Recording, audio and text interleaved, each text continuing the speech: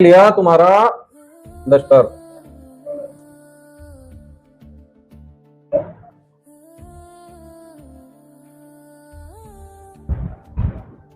जो रुके थे सफर में मैं उन्हें चलाऊंगा, मुश्किलें जो आई सामने मैं उन्हें हराऊंगा, आंधियों से लड़कर मैं सूरज को छू लूंगा। अब देखो समान दिख रहा होगा बिल्कुल, चारों भुजाएं। तो ये क्या है? ये है वर्ग। इसकी होती है चारों भुजाएं बराबर। देखो कितनी भुजाएं गिन के बताओ मुझे। एक तो ये होगी, दूसरी ये होगी, और तीसरी ये हो गई, और चौथी। ठीक है, अब गिन के बताइए हमने इसकी भुजा कितनी हुई? 4। तो भुजा लिख देंगे इसकी। वर्ग में कितनी भुजा होती है? अब ये क्वेश्चन तुम्हारे एग्जाम में भी आ सकता है कि वर्ग में कितनी भुजा होती है, या वर्ग की आकृति क्या होती है। इसके बाद है आयत। आयत की आमने सामने की भुजा क्या होती है? बराबर। क्या होती है? ये देखो, इसकी जो आमने सामने की भुजा है ये क्या है? बराबर। ये बराबर है, ए से मान लेंगे तो इसके सामने की भुजा बैठती है ये, तो ये भी बराबर है। अब इसे बी मान लो और इसके सामने की भुजा भी बी ही आ जाएगी। अब इसमें बताओ कितनी भुजा है? 4 भुजा। ये पहले तो इसके बताओ, ये है आयत। इसमें भुजा कितनी प्राप्त हुई हमें जो भुजा प्राप्त हुई वो हुई 4। अब याद रखना, आयत में भी 4 और वर्ग में भी 4। अब हमें एक ऐसा ही वर्ग और बनाना पड़ेगा घन के लिए। देखो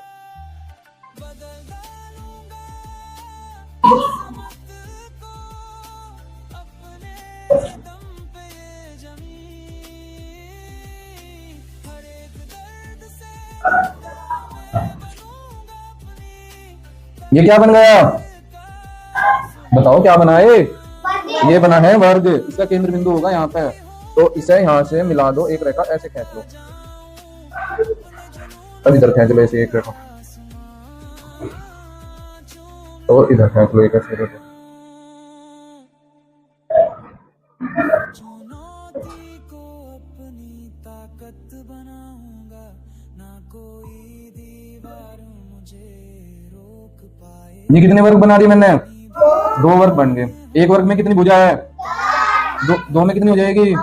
8। Very good. अब देखो इस कोने से कोना मिला देंगे तो भुजा होगी 9। कितनी होगी?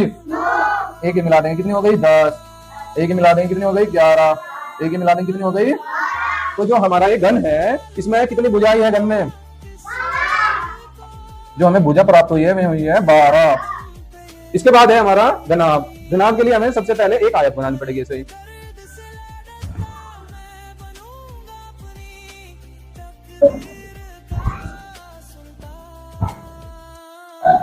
ये क्या बन गई आपकी? आयत।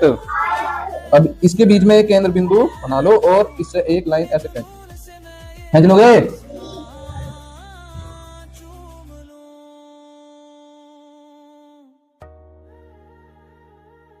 ऐसे खींच लोगे।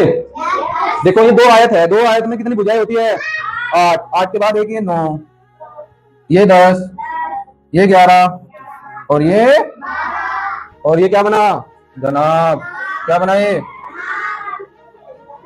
अब घनाभ में कितनी भुजा प्राप्त हुई? सब बच्चों ने अच्छे से सीख लिया? अपनी कॉपी में भी नोट कर लो और याद भी रखियो। एग्जाम में आता है कि घनाभ में कितनी भुजा होती है, तो आपको बताना 12। और घन में कितनी भुजा होती है? 12। आयत में कितनी? 4। और वर्ग में, अच्छा इनकी पहचान के लिए आयत हमारी जो है इसके आमने सामने की भुजा बराबर है और वर्ग की चारों ही भुजा बराबर है। बस आज इतना कर लो, कल को हम इनके फॉर्मूला बता देंगे, इनके सूत्र क्या क्या है।